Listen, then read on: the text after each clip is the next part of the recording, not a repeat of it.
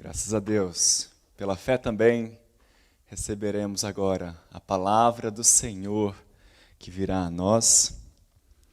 Nós, desde o início do culto, meus irmãos, temos relembrado e comemorado o Pentecostes, um marco na história do cristianismo e da igreja primitiva. Assim como a Páscoa, o Pentecostes era uma festa judaica prevista já na lei de Moisés e que na tradição cristã foi ressignificada e ganhou uma amplitude muito maior. Na Páscoa, enquanto os judeus relembram e comemoravam a libertação do Egito, nós cristãos relembramos e comemoramos o sacrifício e a ressurreição de Jesus, que nos libertou do império das trevas, da morte e do pecado. Mas e no Pentecostes? Os judeus comemoravam as colheitas, agradeciam a Deus pelos primeiros frutos que a terra produzia. E nós cristãos? Como é que nós ampliamos o significado dessa festa? Qual é a importância dela para nós? Afinal, o que é que nós comemoramos no Pentecostes? Se você respondeu que nós comemoramos a descida do Espírito Santo, você está parcialmente correto. Sabe por quê? Porque nós cristãos não comemoramos simplesmente o que aconteceu, mas também tudo aquilo que significa, o significado de tudo o que aconteceu. Como eu disse, na Páscoa nós comemoramos não só a morte e a ressurreição de Jesus que aconteceram, mas o que elas significam. Morte e ressurreição de Jesus indicam que o nosso Redentor venceu a morte, nos deu vida nova. Morte e ressurreição de Jesus são a nossa redenção, a nossa salvação, a nossa libertação, o nosso resgate que o próprio Deus veio fazer e nos proveu. Nós louvamos a Deus por tudo o que a morte e a ressurreição de Jesus representam para nós. E da mesma forma, meus irmãos, deve ser com o Pentecoste. Nós celebramos a descida do Espírito Santo, o derramamento do Santo Espírito de Deus, mas não só isso, porque isso foi o que aconteceu. E nós celebramos o significado, o alcance disso que aconteceu. E qual é esse significado? Quais são as implicações da descida e do derramamento do Espírito Santo para nós hoje? A Bíblia fala disso também. No início do culto, nós já lemos Atos 2, versículos 1 a 13, e vimos ali que os discípulos estavam reunidos e um som de um vento muito forte encheu o lugar onde eles estavam e apareceram sobre eles línguas como de fogo. E ali então, eles foram capacitados para pregar o Evangelho. O autor de Atos vai nos fazer questão de explicar que havia ali em Jerusalém judeus que vinham de todas as partes do mundo e de maneira sobrenatural os discípulos de Jesus começaram a falar em línguas que eles nunca haviam estudado. E isso permitiu que todos entendessem a mensagem do Evangelho. Esse foi o sinal, meus irmãos, de que Deus havia expandido o alcance da salvação, o alcance da sua aliança. A partir dali, a mensagem do Evangelho deveria ser levada a toda tribo, língua, povo e nação.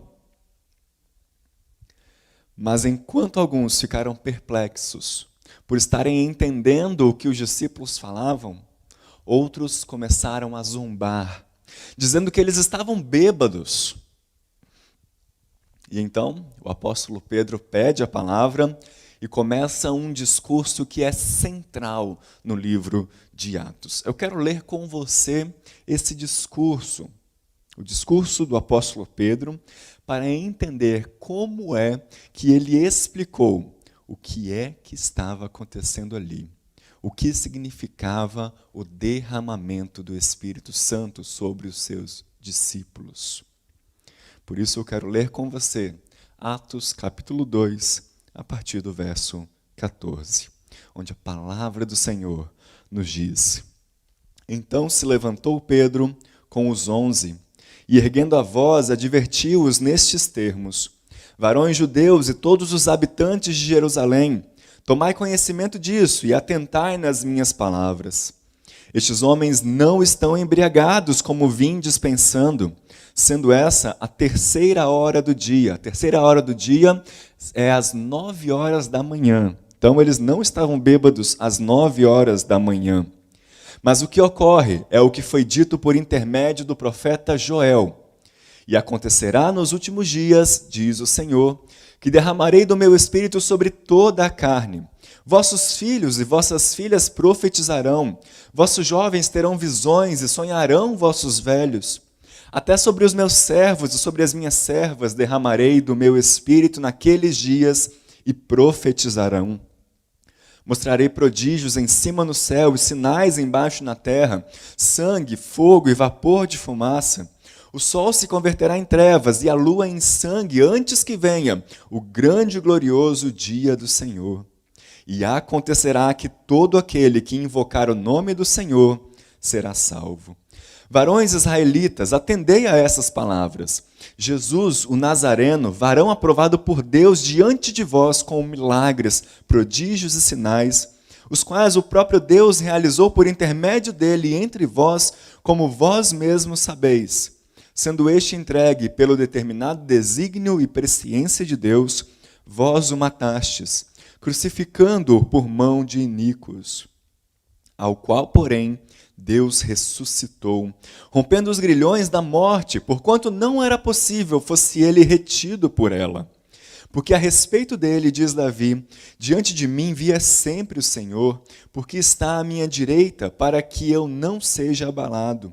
Por isso se alegrou o meu coração e a minha língua exultou. Além disto, também a minha própria carne repousará em esperança, porque não deixarás a minha alma na morte, nem permitirás que o teu santo veja a corrupção. Fizeste-me conhecer os caminhos da vida, encher-me-ás de alegria na tua presença. Irmãos, seja-me permitido dizer-vos claramente a respeito do patriarca Davi, que ele morreu e foi sepultado, e o seu túmulo permanece entre nós até hoje. Sendo, pois, profeta, e sabendo que Deus lhe havia jurado que um dos seus descendentes se assentaria no seu trono, prevendo isso, referiu-se à ressurreição de Cristo, que nem foi deixado na morte, nem o seu corpo experimentou corrupção. A este Jesus Deus ressuscitou, do que todos nós somos testemunhas. Exaltado, pois, à destra de Deus, tendo recebido do Pai a promessa do Espírito Santo, derramou isso que vedes e ouvis. Porque Davi não subiu aos céus, mas ele mesmo declara: disse o Senhor ao meu Senhor, assenta-te à minha direita, até que eu ponha os teus inimigos por estrado dos teus pés. Esteja absolutamente certa, pois, toda a casa de Israel, de que a este Jesus que vós crucificastes, Deus o fez Senhor e Cristo. Que Deus nos abençoe na meditação da sua santa e bendita palavra. Como nós lemos, meus irmãos, Pedro está explicando para os seus ouvintes o que está acontecendo ali. Como era possível que os discípulos estivessem falando em idiomas que eles nunca aprenderam, nunca ouviram e nem conheciam? Então, meus irmãos, como nós frisamos até aqui, vejam que a descida do Espírito Santo foi o que aconteceu, foi o sinal. Nós não comemoramos simplesmente o sinal, o que aconteceu, mas também e principalmente tudo o que o derramamento do Espírito Santo significa para nós. E o discurso de Pedro vai nos mostrar justamente isso. Pedro vai nos mostrar que o Pentecostes é ressignificado pelos cristãos a partir de 3 aspectos. Primeiro, o Pentecostes aponta que as promessas de Deus foram cumpridas. O derramamento do Espírito Santo é o cumprimento das promessas de Deus ao seu povo. No Antigo Testamento, os profetas escrevem sobre a vinda do Espírito Santo sobre todo o povo de Deus como algo que seria realizado no futuro, quando Deus as disse de forma climática, de forma evidente, de forma culminante para o seu povo. E no início do livro de Atos, meus irmãos, existe uma grande relação quando o autor nos diz que Jesus anunciava a chegada do reino de Deus, a descida do Espírito Santo.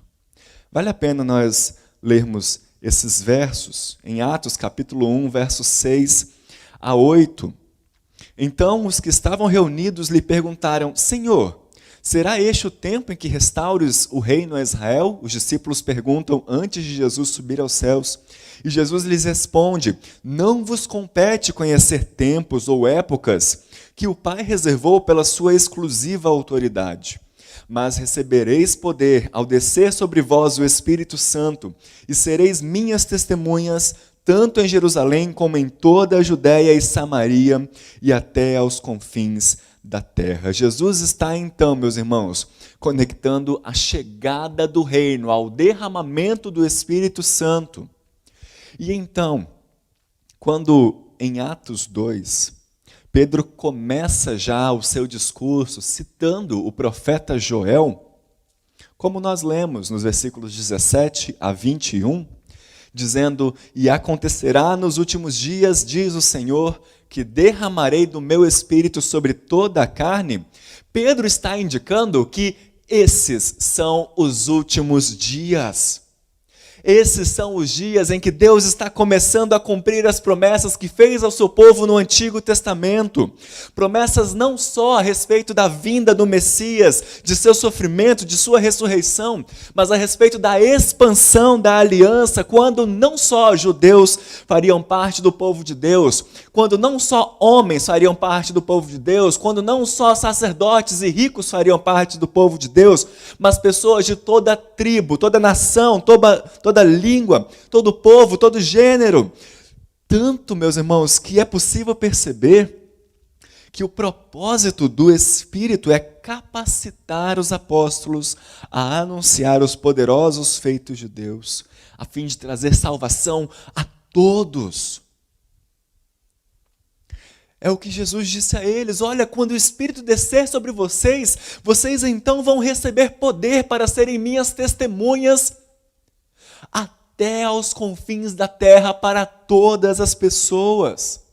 Em outras palavras, os apóstolos são aqui comissionados para cumprir o papel de profetas, para levar a palavra de Deus, para anunciar os grandes feitos de Deus a todas as pessoas. E como consequência, nós lemos aí no verso 21, acontecerá que todo aquele que invocar o nome do Senhor será salvo. E de fato, esse passa a ser o plano de ação dos discípulos. A partir daqui, meus irmãos, em todo o livro de Atos e em toda a Bíblia, você verá os apóstolos pregando a palavra de Deus, operando milagres e anunciando a salvação para todos aqueles que confessarem o nome do Senhor. E então, não somente a descida do Espírito Santo, mas também a missão e as atividades dos apóstolos em todo o livro de Atos nos demonstram que as promessas de Deus foram cumpridas. E se as promessas de Deus foram cumpridas, esse Deus é o Deus que não muda. Creia que as suas promessas continuam sendo cumpridas em nossa vida.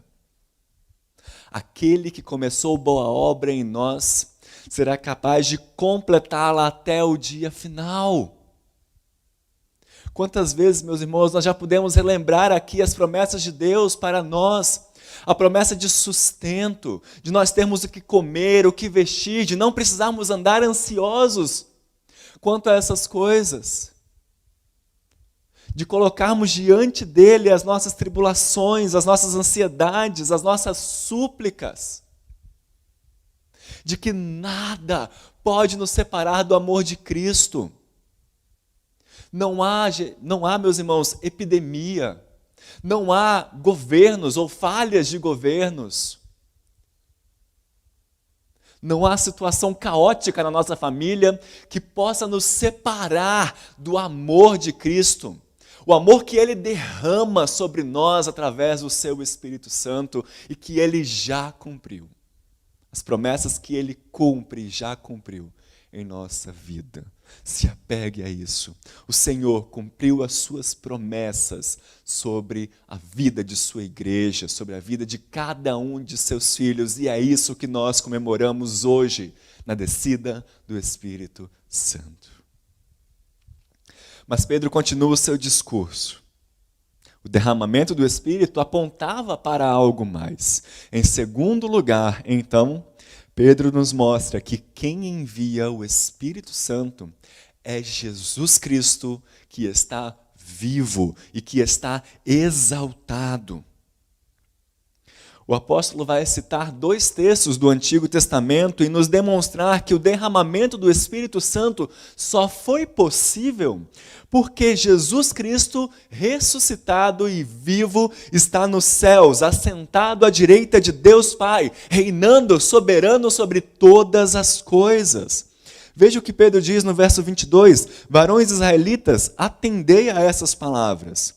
Jesus o Nazareno, varão aprovado por Deus diante de vós com milagres, prodígios e sinais, os quais o próprio Deus realizou por intermédio dele entre vós, como vós mesmos sabeis, sendo este entregue pelo determinado desígnio e presciência de Deus, vós o matastes, crucificando-o por mão de iníquos. Ao qual, porém, Deus ressuscitou, rompendo os grilhões da morte, porquanto não era possível fosse ele retido por ela. Pedro, de onde você tirou isso? Quem disse que a morte não pôde reter esse Jesus? Ora, Pedro e os apóstolos tinham visto Jesus ressuscitado, mas não aqueles judeus a quem Pedro estava falando. Então Pedro vai utilizar o próprio Antigo Testamento, a palavra de Deus que eles tinham disponível sobre eles naquele momento, e reconhecer morte, ressurreição e ascensão de Jesus pré-anunciados no Antigo Testamento. Sobretudo aqui ele cita o Salmo 16. Veja os versículos 25 a 28, diante de mim via sempre o Senhor, porque está à minha direita, para que eu não seja abalado. Por isso se alegrou o meu coração e a minha língua exultou. Além disso, também a minha própria carne repousará em esperança, porque não deixarás a minha alma na morte, nem permitirás que o teu santo veja a corrupção. Fizeste-me conhecer os caminhos da vida, encher-me-ás de alegria na tua presença. Observe que essa pessoa aí no Salmo 16, que Pedro está citando, diz que está assentada ao lado do próprio Deus. Diz que a sua carne vive e que não sofre corrupção ou deterioração. E tem plenitude de alegria na presença de Deus. E se nós lermos o Salmo 16 completamente, meus irmãos, nós vamos ver que quem o escreveu foi Davi. Mas o cumprimento do que Davi escreveu não pode ser aplicado para si mesmo. Sabe por quê? Pedro vai nos dizer aí. Porque Davi está morto e enterrado. O seu túmulo estava ali perto dos discípulos, em Jerusalém. Então, meus irmãos, Davi, de acordo com Pedro, assume o papel de um profeta, falando de um futuro cumprimento do Salmo. Davi falou assim por causa da promessa que Deus fez a ele, a aliança que Deus estabeleceu com ele de colocar um dos descendentes de Davi em seu trono. E é por isso que Pedro interpreta as palavras de Davi no Salmo 16, se referindo ao Messias, aquele descendente e filho de Davi. Pedro nos mostra que a ressurreição de Cristo é o cumprimento das promessas de Deus no Salmo 16. Por isso ele diz aí no verso 31, prevendo isso, referiu-se à ressurreição de Cristo, que nem foi deixado na morte, nem o seu corpo experimentou corrupção. O que Pedro está dizendo é o seguinte: o Salmo 16 não pode ser verdade para Davi, porque a tumba dele está aqui perto. A sua carne sofreu corrupção, já está aí há mais de 1000 anos. Davi, então, está aqui se referindo a alguém cuja carne não sofreu decadência ou corrupção, a alguém que não foi abandonado no Hades, a alguém que desfruta de plenitude da alegria na presença de Deus para todos sempre. E nós, os discípulos de Cristo, somos testemunhas desse alguém. Sabe quem é? Jesus, o Nazareno. Verso 32, Jesus que ressuscitou dos mortos. Meus irmãos, por que é que Pedro dá essa volta toda citando o Antigo Testamento? Onde é que ele quer chegar afinal? No verso 33. Exaltado, pois, à destra de Deus, tendo recebido do Pai a promessa do Espírito Santo, derramou isso que vede e ouvis. Tudo isso que vocês estão vendo, esses discípulos falando em idiomas que nunca aprenderam, pregando o Evangelho, a mensagem que vocês estão ouvindo em sua própria língua, todas essas coisas são resultado, elas vêm do Messias exaltado que está à direita de Deus. E caso aquelas pessoas não estivessem entendendo bem o que Pedro queria dizer, ele vai reforçar o seu argumento citando novamente os Salmos. Verso 34, porque Davi não subiu aos céus. Mas então quem subiu? Jesus.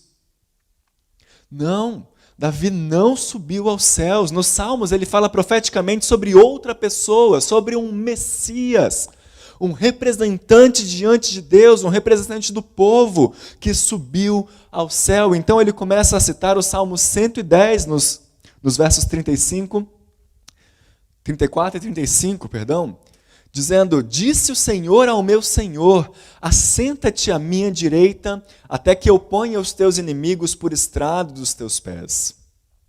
No Salmo 110, Davi está dizendo de maneira profética que o Deus Yahvé, o Deus Pai, o Deus da aliança, fala aquele que é o Senhor de Davi, ou seja, o Messias ressuscitado e exaltado, para se assentar à sua mão direita. E assim, Pedro vai interpretar o Salmo 110 também como uma referência a Jesus Cristo, o Senhor ressuscitado e exaltado, sentando-se à direita de Deus e governando sobre todas as coisas. E é por isso que ele conclui seu discurso no verso 36. Esteja absolutamente certa, pois, toda a casa de Israel, de que a este Jesus, que vós crucificastes, Deus o fez Senhor e Cristo. Então, meus irmãos, o derramamento do Espírito Santo sobre os discípulos é uma evidência de que Jesus está vivo. É uma evidência de que Jesus é o Cristo, o Messias prometido no Antigo Testamento. É a evidência de que Ele é o verdadeiro Senhor, soberano sobre todas as coisas. É a evidência de que Ele está assentado à mão direita de Deus Pai e está agora administrando e executando a sua salvação sobre toda a terra.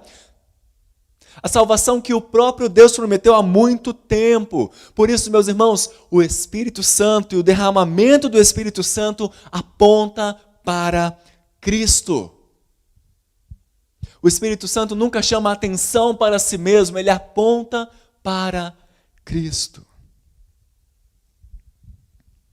Já dissemos até aqui então, que nós cristãos celebramos no Pentecoste a descida do Espírito Santo, que significa que as promessas de Deus foram cumpridas e que Jesus Cristo está vivo.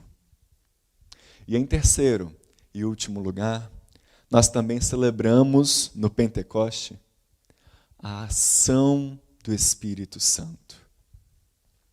Quando nós entendemos que as promessas de Deus foram e continuam sendo cumpridas sobre a vida de seu povo, e que Jesus Cristo está vivo e exaltado, nós só podemos chegar a uma conclusão.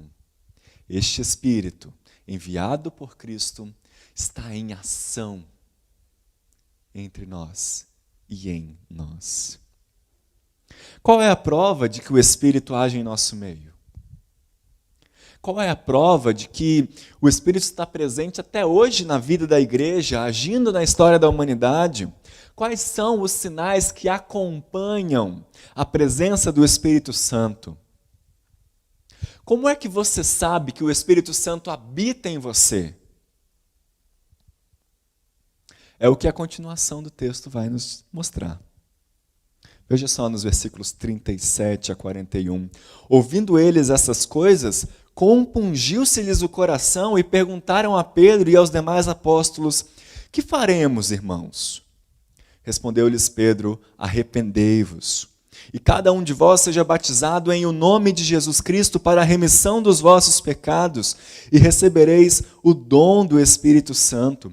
Pois para vós outros é a promessa, para vossos filhos e para todos os que ainda estão longe, isto é, para quantos o Senhor nosso Deus chamar. Com muitas outras palavras, deu testemunho e exortava-os, dizendo: salvai-vos dessa geração perversa. Então, os que lhe aceitaram a palavra foram batizados, havendo um acréscimo naquele dia de quase 3.000 pessoas. O mesmo Espírito que capacitou os apóstolos a pregarem o Evangelho, age sobre todas as pessoas, trazendo arrependimento, trazendo conversão, trazendo perdão de pecados e inserindo-os numa nova comunidade transformada por esse mesmo Espírito. Então, meu irmão, minha irmã, se eu quero saber se o Espírito Santo habita em mim, eu não preciso pedir a Deus um sinal extraordinário. Eu não preciso pedir a Deus que Ele me faça cair ou falar em línguas. Porque a evidência mais simples e mais prática da ação do Espírito Santo é se eu me arrependo dos meus pecados. O arrependimento já é uma evidência de que o Espírito Santo habita em mim.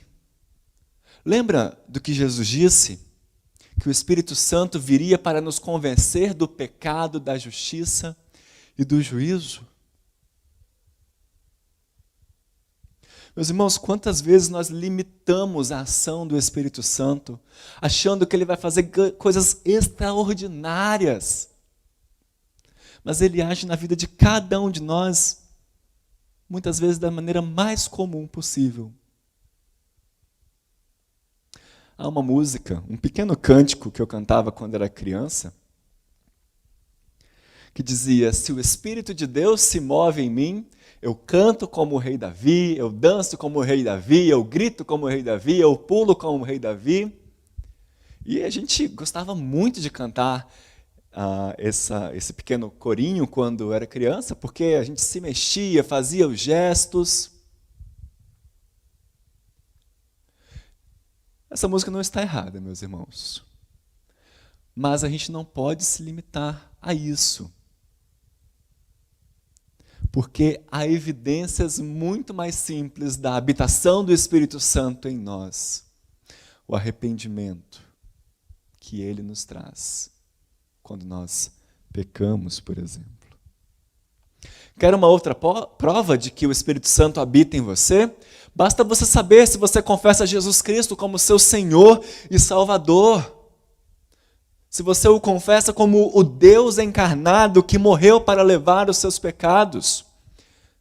É o que o apóstolo João nos ensina em sua primeira carta. Todo aquele que confessa Jesus Cristo tem o Espírito de Cristo.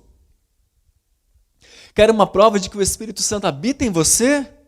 Basta você ter em seu coração a vontade, a determinação de fazer parte de uma comunidade de fé que vive as verdades do Evangelho.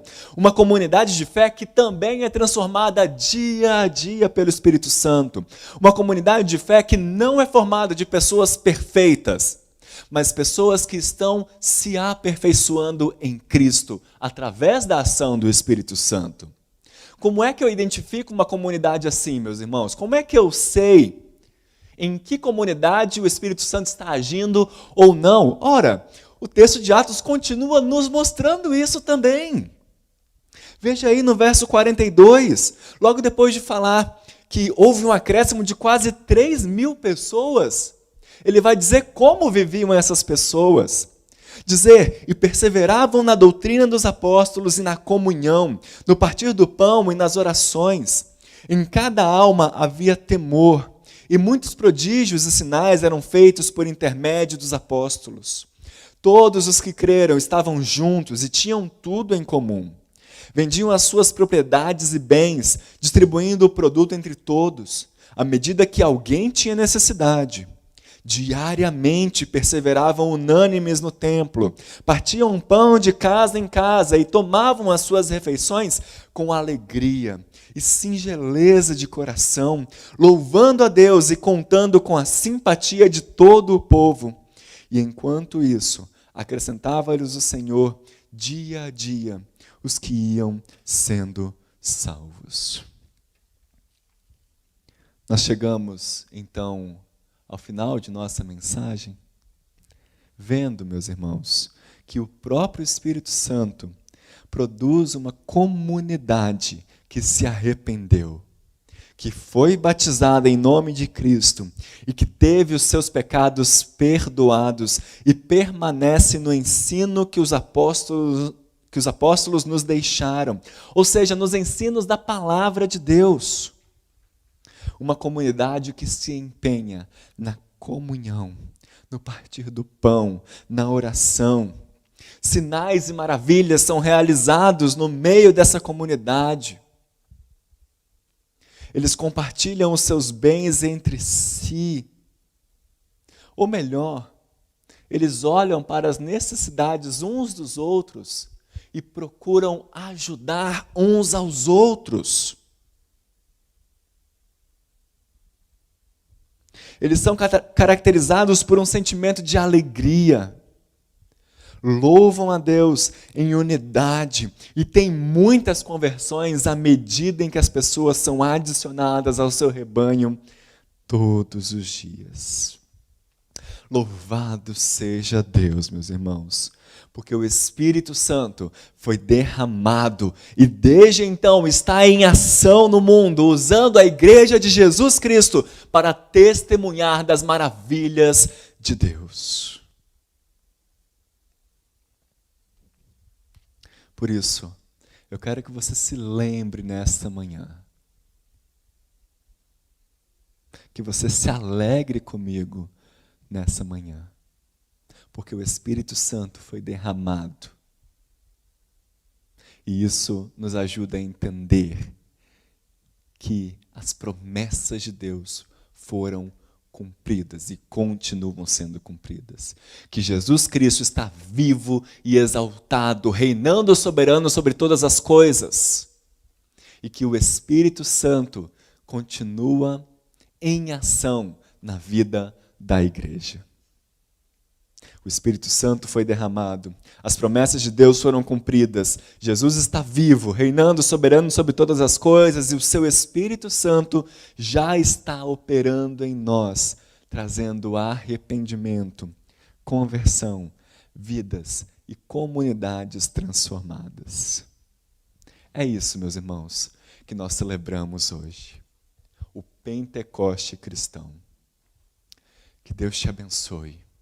Que Ele abençoe a sua família e abençoe as nossas igrejas, para que possamos experimentar e testemunhar as bênçãos do Espírito Santo, hoje e para todo o sempre.